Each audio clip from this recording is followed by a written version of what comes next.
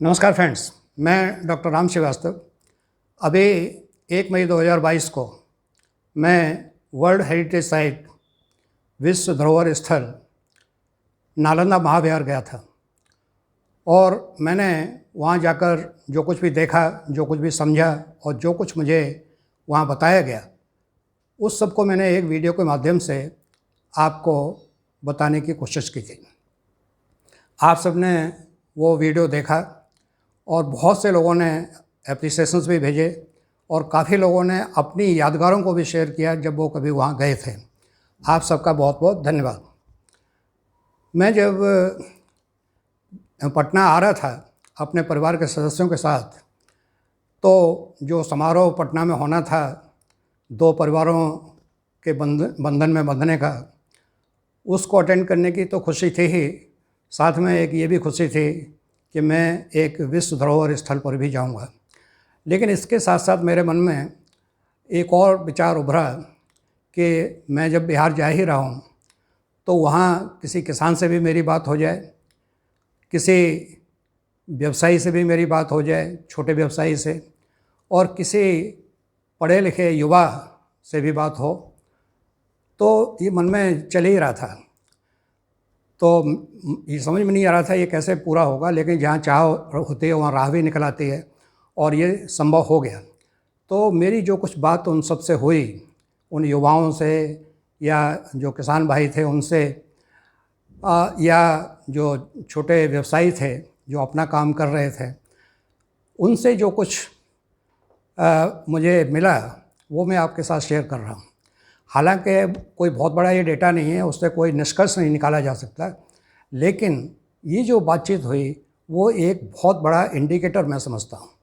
जब मैं अपने परिवार के सदस्यों के साथ पटना अंतर्राष्ट्रीय हवाई अड्डे पर पहुँचा तो वहाँ पर जयप्रकाश नारायण जी का नाम हवाई अड्डे के नाम के साथ जुड़ा देखकर मुझे सन 70 के दशक में जो घटनाएं हो रही थी और जिनके साथ जेपी जी का नाम जुड़ा हुआ था, वो सब याद आ गई। जयप्रकाश नारायण जी एक महान स्वतंत्रता संग्राम सेनानी थे। उन्होंने बहुत ही यातनाएं झेली थीं, लेकिन स्वतंत्र भारत की सरकार में उन्होंने भाग नहीं लिया और किसी भी पद को उन्होंने स्वीकार नहीं किया। वो समाज सेवा को ही करना चाहते थे और उसी समाज सेवा को आगे बढ़ाते हुए जब उन्होंने देखा कि देश की सरकार और प्रदेशों की सरकारें गरीबी, बेरोजगारी हटा नहीं पा रही हैं और भ्रष्टाचार बढ़ता जा रहा है, तो उन्होंने अपने पटना स्थित कदम कुआं निवास से और अपने गांव सिताब दियारा से युवकों को आवाज़ दी कि तुम मेरे साथ आओ और हम इस लड़ाई को लड़ेंगे। और युवाओं ने उनकी आवाज़ सुनी। पटना के गांधी मैदान में एक विशाल सभा हुई युवाओं की, जिसमें जेपी साहब ने एड्रेस करते हुए संपूर्ण क्रांति का नारा दे दिया। और वो नारा जब कानपुर पहुंचा तो कानपुर में भी उतनी ही बड़ी युवाओं की सभा हुई और उसको जयप्रकाश नारायण जी ने एड्रेस किया। उसका मैं खुद साक्षी था। और फिर वो ज्वाला ऐसी भड़की पूरे देश में कि सारे युवा जेपी साहब के साथ खड़े हो गए और केंद्र की सरकार और राज्यों की सरकारें धराशायी हो गई। लेकिन जेपी जी को तब बहुत दुख हुआ जब जो नई सरकारें आई, उनके नेता आपस में लड़ने लगे और सत्ता में बने रहने के लिए या सत्ता पाने के लिए उन्होंने युवाओं को डिवाइड कर दिया। और इस तरीके से जो छात्रों की और युवाओं का जो प्रेशर था गवर्नमेंट के ऊपर, वो बिल्कुल ख़त्म हो गया और जो गरीबी, बेरोजगारी, भ्रष्टाचार की समस्या थी वो यूँ की यूँ खड़ी हो गई। जयप्रकाश जी ने एक बहुत बड़ा काम समाज के, वैसे तो बहुत बड़े बड़े काम उन्होंने किए थे, लेकिन एक ऐसा काम था जो सरकारें नहीं हल कर पा रही थी, वो थी चंबल घाटी के डकैतों की समस्या। और उस समस्या को उन्होंने इतनी दूरदर्शिता के साथ हल किया कि वो आज तक याद की जाती है। ऐसे थे हमारे जयप्रकाश जी। जेपी साहब की दोनों किडनी बिल्कुल ख़राब हो चुकी थी, इस वजह से वो बहुत ही अस्वस्थ हो गए थे और वो अपनी इस मुहिम को आगे नहीं बढ़ा सके।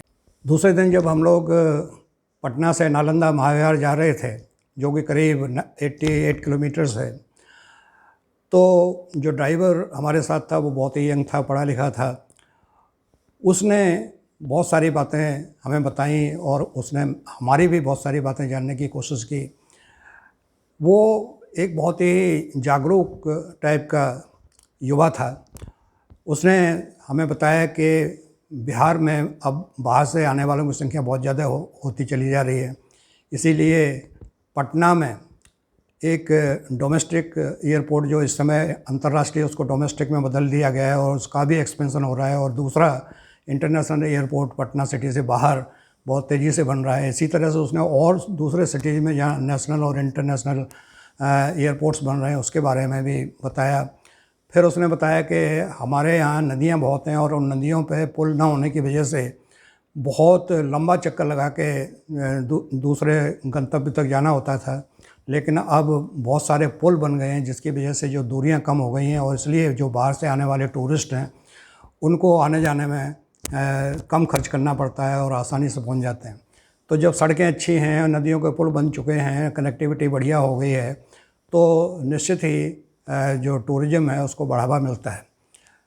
तो ये उसके अंदर जो आत्मविश्वास था ड्राइवर के अंदर, और बताने में जो हर बात जो बता रहा था बड़े फ़ख्र के साथ बता रहा था, तो वो इसलिए बता रहा था कि उसे ज़मीन पर होता हुआ काम दिखाई दे रहा था, और ये सिलसिला हमारा उसके साथ चलता रहा। उसने रास्ते में एक पुनपुन नदी पड़ी तो बताया कि बिहार में इस तरह की बहुत सारी छोटी छोटी नदियां हैं। उन नदियों की वजह से बाढ़ जब बरसात के दिनों में आती है तो बड़ा नुकसान किसानों का होता है, तो उसका भी अब मैनेजमेंट सरकार कर रही है, एक एक नदी को लिया हुआ है और धीरे धीरे सब ठीक हो जाएगा। यानी कहने का मतलब ये है कि उस युवा के अंदर अपने स्टेट को आगे बढ़ता हुआ देखने की इच्छा थी, और वो उस चीज़ को बता भी रहा था कि कैसे हमारा स्टेट आगे बढ़ रहा है। तो एक उदीयमान बिहार की तस्वीर उस युवा ने हमारे सामने पेश की। और जब हम सड़क पर जा रहे थे तो सड़क के दोनों तरफ थोड़ी थोड़ी दूर पर गुलमोहर के निशान के जो वृक्ष थे वो दिखाई दे रहे थे, और उनके ऊपर बहुत अच्छे फूल खिले हुए थे। ये खिले हुए फूल भी बिहार के उदीयमान होने की कहानी बता रहे थे। और ये करते करते हम लोग पहुँचे नालंदा महाविहार। और नालंदा महाविहार से जब हम लोग वापस आ रहे थे तो हमने एक किसान भाई से बात की। बहुत सारे किसान भाई थे रास्ते में, जगह जगह अपनी सब्जियां वगैरह लगा के बैठे हुए थे। मक्का के खेत बहुत ज़्यादा दिखाई दे रहे थे चारों तरफ। कुछ किसान भाई जो खेत खाली थे उनमें अगली फसल बोने की तैयारी कर रहे थे, लेकिन चूँकि हाईवे पर थे तो उन सब के पास पहुंचना बहुत ही मुश्किल था। जो हाईवे पर थे उन्हीं से बात हो सकती थी।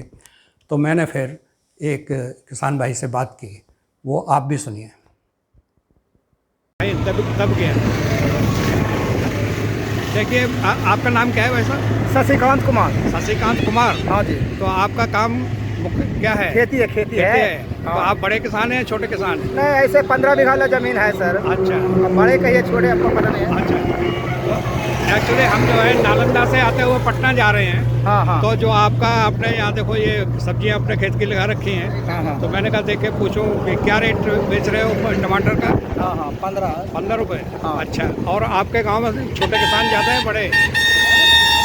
छोटा ही ज़्यादा है। छोटा ही ज़्यादा है जी। हाँ। और पानी कैसा है या जमीन? पानी का लेयर 15 फीट पे 50 फीट का बोरिंग यहाँ पे रहता है। अच्छा, कोई समस्या नहीं? कोई पानी का कोई समस्या तो नहीं। आज छोटे किसान की समस्या क्या है? छोटे समस्या का सिर्फ उर्वरक, कीटनाशक, ये सब का समस्या, और कुछ कोई समस्या नहीं। हाँ, सब ये सब्जियाँ बिक जाती हैं? हाँ, टोटल बिक जाती है। अच्छा, कहाँ तक जाती? यहाँ से रांची, पटना, बोकारो, अच्छा, नेपाल, अच्छा, वाह, मोतिहारी, बेतिया, हर जगह, यूपी, हर जगह माल जाती है। अच्छा। तो सड़कें तो बहुत अच्छी दिखाई दे। सड़कें तो अच्छी है, नीतीश कुमार अच्छा काम किए हैं। अच्छा अच्छा। हाँ, ये सब मामले में सड़क वगैरह ये सब मामले में बढ़िया है। अच्छा, बहुत अच्छा, बहुत अच्छा। हाँ सर, धन्यवाद।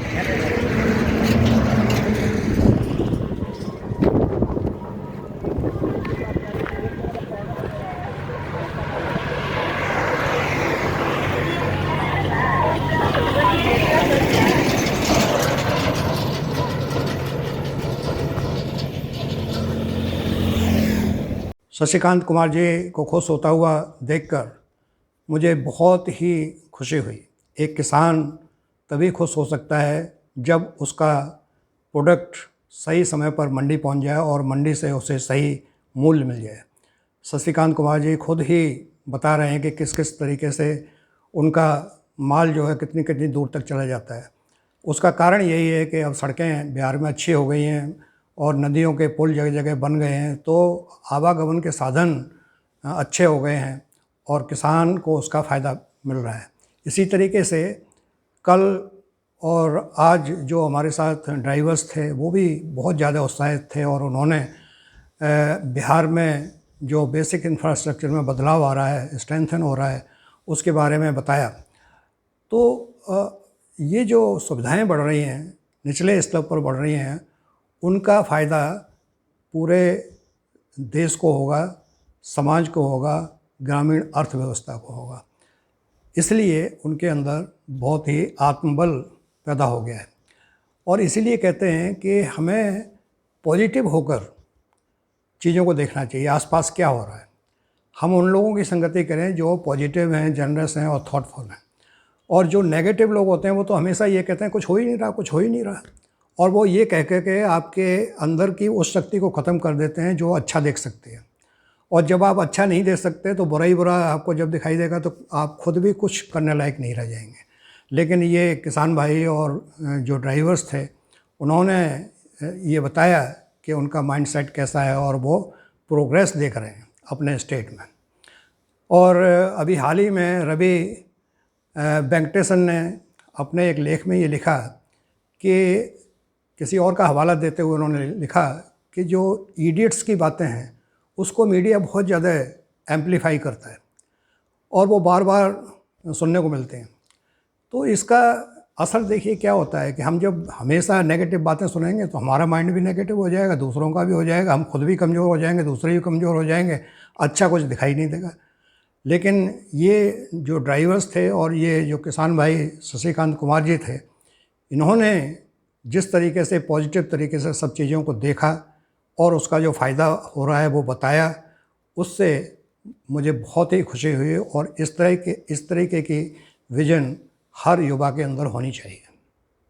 नालंदा महाविहार को अच्छी तरीके से घूम कर देखने के बाद हम लोग शिल्पग्राम गए। शिल्पग्राम बिल्कुल पास में ही एक अच्छा इस्टेब्लिशमेंट है जिसमें मूर्तिकार या शिल्पी बैठकर अपना अपना काम करते हैं। और वहाँ जाकर हमने मूर्तियाँ खरीदी और उनके विचार भी सुने। तो उन्होंने यही बताया कि यहाँ लोग जो आते हैं हमारी मूर्तियाँ देखते ज़रूर हैं लेकिन ख़रीदते बहुत कम, जबकि हम बाज़ार से बहुत सस्ती देते हैं। और यही मूर्ति जब किसी बड़े शोरूम में रखी होती है तो 2 गुना 2.5 गुना रेट पे बिकती है। तो ये समस्याएं हैं उनके साथ। अब बहुत अच्छी मूर्तियाँ बनाते हैं और वो अगर कोई चाहे तो वो वहाँ से बाई पोस्ट भी भेजते हैं। तो हम में से अगर कोई कभी जाए तो निश्चित ही वहाँ से मूर्तियाँ खरीदनी चाहिए हमको। फिर हम लोग आए नालंदा महाविहार के गेट पर, जहाँ पर छोटे छोटे बहुत सारे स्वरोजगारी हैं और वो अपना काम करते हैं। उनके बीच में जाकर हमने कुछ खाने पीने की चीज़ें ली, खाया भी। किसी ने गन्ने का रस पिया, किसी ने और कोल्ड ड्रिंक लिए, किसी ने वहाँ की बनी हुई लोकल जो व्यंजन हैं वो खाए। और इस बीच मैंने बात भी की। तो एक स्वरोजगारी ने बताया कि वीडियो तो आप मत लीजिए, लेकिन मैं ये बताना चाहता हूँ कि यहाँ बहुत सारे सरकारी अफसर आते हैं, अपने परिवारों के साथ आते हैं या और भी किसी को साथ लाते होंगे, लेकिन वो बहुत जल्दी घूम के वापस चले जाते हैं। और वो ये नहीं सोचते कि यहाँ हम खड़े हों तो खड़े होने से उनको यहाँ की समस्याओं का भी पता लगेगा। जब उनको पता लगेगा तो वो समस्याओं के बारे में ऊपर भी आवाज़ जाएगी। तो एक तो ये कमी है हमारे अफसरों में जो यहाँ आते हैं। दूसरा ये कि वो यहाँ हमारे बीच में खड़े होकर कुछ खाते पीते भी नहीं हैं, कुछ खरीदते भी नहीं हैं अधिकांश। तो उससे क्या होता है कि उनको हमारी समस्या में ही नहीं पता है। तो ये बात मुझे उसकी बहुत ही अच्छी लगी। जो भी जाएं और ख़ासकर जो सरकारी अफसर हैं वहाँ जाएं, कुछ खर्च भी करें, और खर्च करेंगे, उनके साथ संबंध बनेंगे तो उनकी समस्याओं का भी पता लगेगा। और इसके बाद हमने और दूसरे व्यवसायियों से बात करने की कोशिश की, तो किसी ने तो वीडियो बनाने के लिए अलाउ कर दिया और किसी ने नहीं भी किया। लेकिन आइए आपको सुनवाते हैं। है कि पहले टिकट लोगों का 5 रुपया हुआ करता था। हाँ 40 रुपीज़ होने के बाद भी टूरिस्ट जब अंदर जाते हैं उसको ना पीने का पानी की व्यवस्था है, हाँ हाँ ना शौचालय साफ है, हाँ हाँ और किसी तरह का कोई व्यवस्था नहीं है। इस गर्मी में आप जाएंगे तो पेड़ के छांव के अलावा आपको एक शेड भी अंदर नहीं मिलेगा, जो कि अभी टिकट का रेट जो है इंडियन के लिए 40 रुपीज़ है, हाँ। और फॉरनर के लिए 600 का। अच्छा अच्छा एक फॉरनर आके मेरे पे कंप्लेन कर रहे थे कि एक पीने का पानी का बोतल भी अगर दे देते या औरों का पानी का व्यवस्था भी अंदर होता है, हाँ। तो ये 600 रुपये ले रहे हैं, तो उसके लिए हम समझते हैं कि हमें कुछ हाँ। VIP ट्रीटमेंट हाँ। दिया गया, हाँ। जिसके कारण जो है 600 नहीं बहुत अच्छी हम बात पेमेंट है, कर बहुत, रहे हैं। बहुत अच्छी बात बताई वो आपने। काफ़ी नाखुश हुए थे। हाँ। अभी चाहिए सरकार को यहाँ डेवलपमेंट करने के लिए। अच्छा अच्छा अच्छा, आप बताइए आपके क्या ऑब्जर्वेशन है? मतलब नालंदा यूनिवर्सिटी से फ़ायदा यही है कि हाँ। मतलब हम लोग का मतलब रोजी रोजगार चलता है, हाँ इसके वजह से हाँ। मतलब यही फ़ायदा हम लोग का, मतलब 1500 आदमी का यहाँ से पेट रोजगार चलता है अच्छा, बहुत बढ़िया। इसकी वजह से। आप क्या समझते हैं?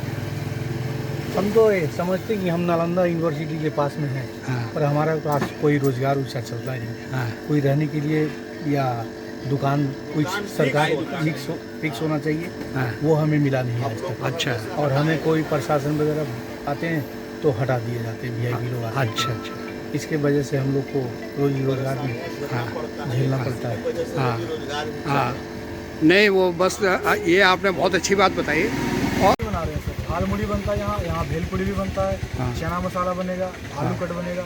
लेकिन अभी फिलहाल सर को हम झाल मुड़ी खिलाए हैं। अच्छा, झाल मुड़ी में आइटम डलता है ये मुरमुरे, जिसको हम मुड़ी भी बोल सकते हैं। तो यहाँ कितने लोग जाते होंगे? यहाँ सर गर्मी के मौसम में तो बहुत कम लगाते हैं, लेकिन ठंडी के मौसम में यहाँ पर टूरिस्ट प्लेस जगह है। हाँ। ठंडी के मौसम में विदेशों से बहुत लोग आते हैं, ये करीब ना- 80% विदेशी, 20% इंडियन। अच्छा, नालंदा नालंदा यूनिवर्सिटी, हाँ नालंदा जो यूनिवर्सिटी का गेट इस तरफ है, म्यूजियम का गेट इस तरफ है। म्यूजियम फ्राइडे क्लोज रहता है, और नालंदा यूनिवर्सिटी मैं जब एक अन्य छोटे व्यवसायी से बात कर रहा था तो उसने पूछा आप कहाँ के रहने वाले हैं? मैंने कहा मैं दिल्ली नेशनल कैपिटल रीजन में रहता हूँ।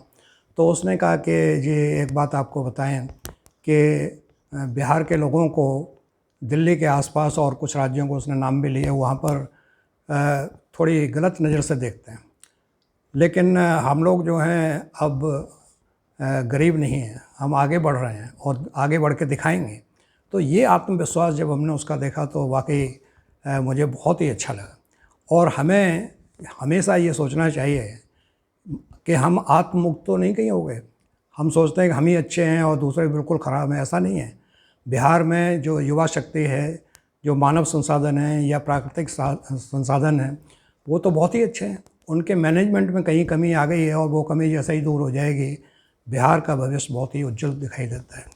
और इसलिए हमें अपने नार्सिसिस्टिक बिहेवियर को ख़त्म कर देना चाहिए और दूसरों के प्रयासों को भी देखकर अप्रिशिएट करना चाहिए। अब हम उस स्थान पर आ चुके थे जहाँ से हमें अब घर वापसी करनी थी, लेकिन इस बीच मेरे दिमाग में एक प्रश्न बार बार आता रहा कि हुएनसांग ने अगर यहाँ आकर इतनी अच्छी तरीके से डायरी मेंटेन न की होती और उसमें जो लोकेशन है उसको अच्छी तरह से डिफाइन न किया होता, तो हमारे ये धरोहर ज़मीन के अंदर ही दबी रह जाते। तो डॉक्यूमेंटेशन का कितना बड़ा महत्व है, और ये शिक्षा प्रणाली में इसके महत्व को अंडरलाइन ज़रूर करना चाहिए, ताकि हम सबको ये बातें आएँ कि डॉक्यूमेंटेशन कैसे किया जाता है। इसके साथ ही बहुत बहुत धन्यवाद, नमस्कार।